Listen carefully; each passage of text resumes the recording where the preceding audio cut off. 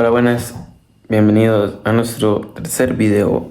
Este video está conectado al video anterior, que era sobre la Santísima Trinidad, y este video va a ser sobre la segunda persona de la Santísima Trinidad, Jesús. Pues en el video anterior hablamos mucho, más que todo, sobre el Padre, pues enseñamos Padre también en general, su rol en la Santísima Trinidad. Pues hablamos de todos, pero también vamos a hablar más en este caso sobre la segunda persona, obviamente muy importante, que es Jesucristo. Entonces, ¿quién es Jesucristo? Jesús de Nazaret. Nacido en Belén en el año 0, el 25 de diciembre, verdadero Dios y verdadero hombre. Yo ya les dije la última vez, no es mi temita, no es a veces Dios, a veces hombre. En algunos momentos siempre es 100% Dios y 100% hombre. También la segunda persona de la Santísima Trinidad. ¿Cómo nació? Jesucristo nació mediante la encarnación. Entonces está la Virgen María, no sé, es una figura muy importante también en la Iglesia Católica, Inmaculada, no, pues no llega a pecar. Pues parte el Espíritu Santo hace que la Virgen quede embarazada, y la Virgen pues también obviamente termina siendo virgen, nace y muere como una virgen. Entonces igual queda embarazada, que es también el primer milagro, y ahí mismo nace Jesucristo como un humano, como un hombre y como 100% Dios. Después nace Jesús en un portal de Belén, en las peores condiciones del mundo. Acuérdense que él pudo haber nacido en un palacio real y vivido ahí toda la vida. Decidió ser un carpintero por los 33 años de vida que tuvo. Y es muy interesante eso, ¿no? Decidir pues algo tan humilde. Pero creo que también parte importante, ¿no? Porque eso demuestra que a él no le importaban las cosas materiales, sino que realmente venía por la gente específica que estaba acá. La misión, ¿para qué vino? Para salvar al ser humano del pecado. El peso es tan pesado, que eso es muy importante también para después, que realmente Dios mismo tenía que venir y traer a alguien que no pecara y que fuera Dios para morir por nosotros. Y ahí es donde termina la cruz, que es algo muy importante. Pero también Él vino y enseñó qué es lo que hay que hacer y qué es lo que no hay que hacer. ¿Cómo enseñó qué es lo que no hay que hacer? Diciendo qué es lo que no hay que hacer. ¿Cómo enseñó qué es lo que hay que hacer? Haciéndolo Él y diciendo qué es lo que hay que hacer. Era el ejemplo perfecto de cómo se hacen las cosas y explica cómo se hacen las cosas. Eso después se recopila y se hace en un libro que nosotros conocemos como la Biblia. Pues mediante años y años, pues la gente recopiló, los cuatro evangelistas, mediante el Espíritu Santo, recopilaron lo que Cristo dijo y lo pusieron en la Biblia. Muy importante también, nacido de José. No me olvido ese tema.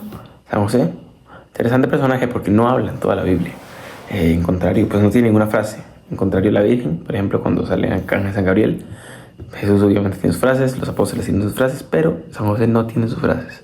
También es interesante, ¿no? Que alguien tan importante, pues también tenga ese silencio, que nos recuerda que al final de cuentas que siempre vamos a ser también secundarios a Dios. Pero bueno, ahora viene la parte más importante, bueno, las dos partes más importantes, que son la pasión, muerte y resurrección de Jesucristo. Vamos a hablar primero de la pasión. La pasión, no sé si vieron la película, que también se llama La Pasión, la de Mel Gibson. Es muy buena, también recopila muy bien lo que pasó, y lo más importante de la película, pues lo hace más tangible, digamos, porque lo podemos ver efectivamente y decir como, ¡ay, qué feo! Porque sí es bastante feo, la verdad. La pasión es muy interesante porque el peso de todos los pecados que se habían hecho antes y todos los pecados que se estaban haciendo en ese momento, piensen que son muy grandes, porque además toda la gente que estaba pues matando a Jesús estaba pegando, evidentemente, y todos los pecados que se hacen después, todo, que se van a hacer y se van a seguir haciendo, todo ese peso de los pecados, que es infinito, que no podemos comprender el peso de un solo pecado, imagínense el peso de todos. O sea, eso es una estupidez.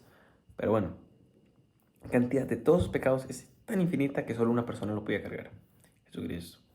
Él tiene que morir en la cruz. Por eso es que también, pues uno ve, y a veces la cruz inclusive es tan pesada, no solo físicamente, porque, a ver, a ningún otro lo flagelaban y después lo crucificaban.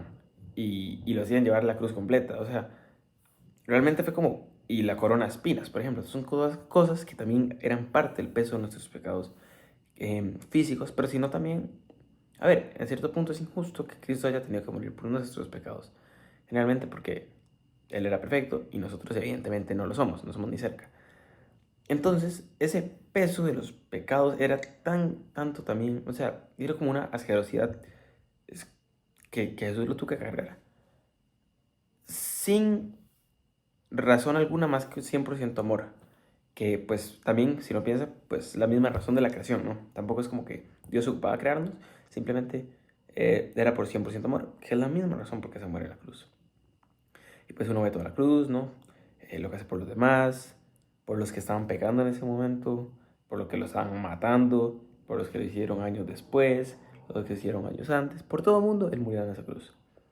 También, muy importante, no nos olvidemos que también en ese momento, en esa cruz, estaba el ladrón bueno y el ladrón malo. Entonces, había una historia que vi, era como una historia pequeña que decía que como que oí un profesor explicando que por qué Jesús murió en ese momento, a esa hora, y un estudiante le dijo, pues era algo más geográfico, ¿no?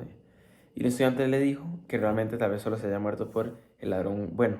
Y ven, es una manera interesante verlo, ¿no? Como cada cruz también termina siendo personal, porque lo hace por cada uno de nosotros. Si solo estuviéramos nosotros, igual hubiera habido creación y se hubiera muerto la cruz. Y de la misma manera, yo siento que, digamos, si en la creación le hubieran dicho a Jesús como, a Dios como, hey, no hubiera existido X persona, no puede hacerla, si existe, él probablemente no lo hubiera hecho. Igual la misma cruz hubiera dicho como, hey, no puede morirse por él, le hubiera costado mucho, o sea, él se hubiera negado. De todas maneras lo hubiera hecho por nosotros, aunque le hubieran dicho que no se puede. Simplemente por el hecho de que es tan personalizada la cruz para nosotros y para cada uno, que simplemente es como algo que es por nosotros. Genuinamente, sí es por otra gente, pero la principal razón y que es cada uno de nosotros, ¿sí? ¿Sí me entienden? O sea, cada persona tiene ese mismo valor y es solo por ellos que lo hace, pero también lo hace por el resto, digamos. En general, que eso se entiende la idea, creo. Muere Cristo, entonces muere el viernes, primer día. Segundo día sábado, pues no se sabe mucho de él. Los apóstoles tienen miedo, obviamente. Y tercer día, domingo, ahora sí, tercer día, como le había dicho, sale de la tumba. Resucitó. Llega Pedro, después llega Tomás, que tiene un buen nombre, por cierto, y no cree, que fue el evangelio de hoy también, hablando sobre Tomás. No cree, Jesús llega, le enseña las llagas. Por cierto, estén libres de buscarlo, pero hay cientos de evidencias probando de que Jesús existió y murió en la cruz. O sea, eso es un hecho. Páselo. Crean o no, en la santidad de él, Jesús nació y murió en la cruz. Eso digo es muy interesante. Pero bueno, murió, Jesús nació y murió en la cruz, me refería. Me equivoqué ahí. Y bueno, resucita y vuelve a la vida. En ese momento ya no había dudas de que era Dios, creo, porque inclusive los milagros, o sea, yo creo que matar a alguien de esa manera y verlo el domingo, me daría miedo, digamos. Supongo que a ellos también, supongo que eso también ayudó muchas conversiones, obviamente ayudó muchas conversiones, y hasta el día de hoy sigo esa iglesia. Pero hablemos de la iglesia. Y Jesús muere, y Jesús no nos deja un libro, no nos deja historias, no nos deja algo así como medio desastroso. Llega donde Pedro y le dice, usted va a ser el primer papa y va a fundar mi iglesia.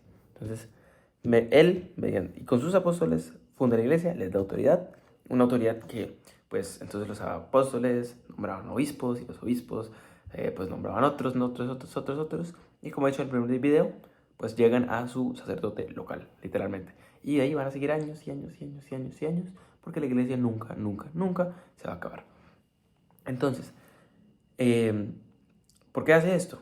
Por varias razones. Primero, Dios sabe, en la cruz mismo Jesús sabía que él iba a morir por gente que no era perfecta, igual en el futuro, pues realmente nosotros no somos perfectos.